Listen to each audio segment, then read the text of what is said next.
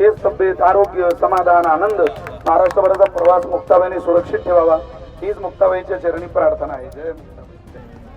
हेच तब्येत, आरोग्य, समाधान, आनंद महाराष्ट्रभराचा प्रवास मुक्ताबाईने सुरक्षित ठेवावा हीच मुक्ताबाईच्या चरणी प्रार्थना आहे. जय मुक्ताबाई. परिवारासमवेत आई साहेबांचं स्वागत केलं.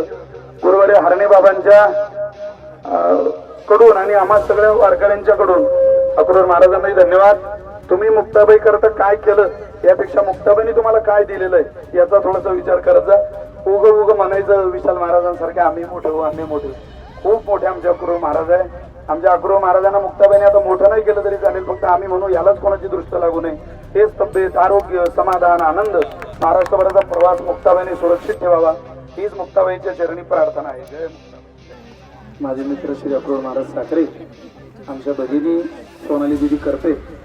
अक्रोर महाराज यावर्षी योगायोग असा आला की दिदींची कथाही ही इच्छापूर देवीला झाली.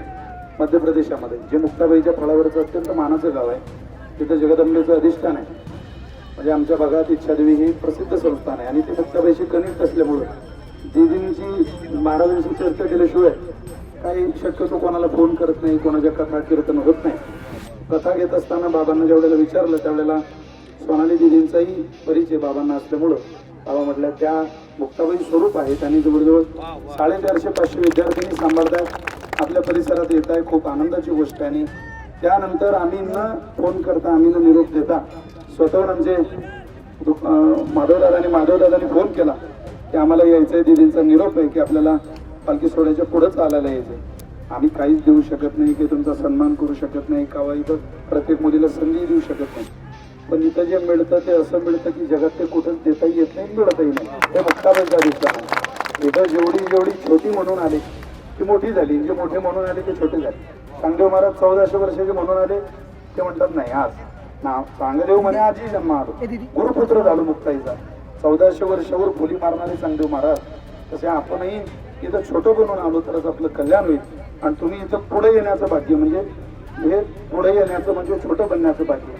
मी मगाशी वाक्य बोललो की तुम्ही इथं आलात ना, जेव्हा 4 पावलं तुमच्या पोरींनी तुम्ही इथं मुक्ताबाई करता घातले, अक्रोर महाराजांनी घातले, कृष्ण महाराजांनी घातले, आपण सगळ्यांनी घातले.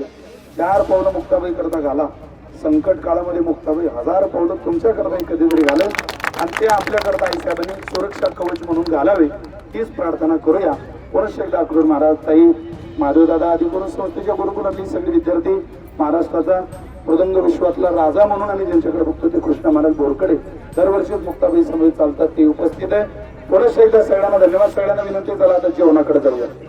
रामकृष्ण. परिवारासमवेत आई साहेबांचं स्वागत केलं. गुरुवारी हरणे बाबांच्या कडून आणि आम्हा सगळ्या वारकऱ्यांच्याकडून अक्रोर महाराजांनाही धन्यवाद. तुम्ही मुक्ताबाई करता काय केलं यापेक्षा मुक्ताबाईंनी तुम्हाला काय दिलेलं आहे याचा थोडासा विचार करत जा. उग म्हणायचं विशाल महाराजांसारखे आम्ही मोठे हो, आम्ही मोठे. खूप मोठे आमच्या अक्रोर महाराज आहे. आमच्या अक्रोर महाराजांना मुक्ताबाईंनी आता मोठं नाही केलं तरी चालेल, फक्त आम्ही म्हणू यालाच कोणाची दृष्ट लागू नये. हेच तब्येत, आरोग्य, समाधान, आनंद महाराष्ट्रभराचा प्रवास मुक्ताबाईने सुरक्षित ठेवावा हीच मुक्ताबाईच्या चरणी प्रार्थना आहे. जय मुक्ताबाई. चला.